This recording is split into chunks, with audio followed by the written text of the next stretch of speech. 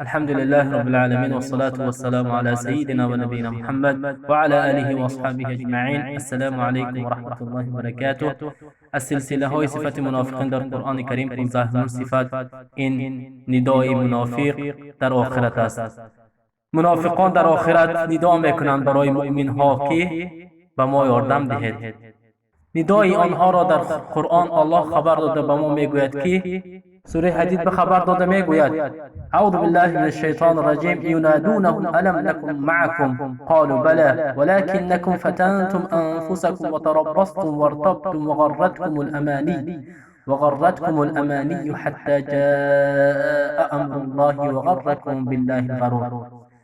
در این آیه کریمه الله سبحانه و تعالی میگوید و آنها یعنی منافقان ندا دهند برای مؤمن ها که آیا ما همراه شما نبودیم در دنیا؟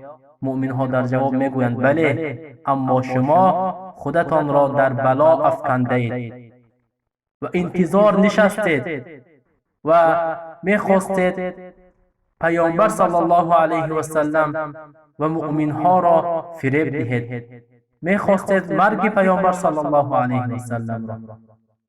شما در شک بودید و آرزوها شما را فریب داد. آنگاه که فرمان خدا در رسید و شما به فریب شیطان داخل شدید.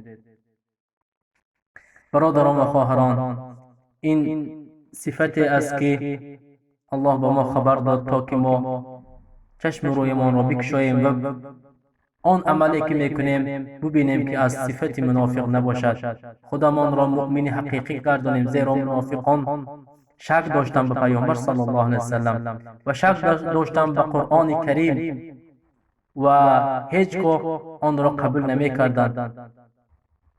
ضد دشمنی به پیامبر و به قرآن میکردند.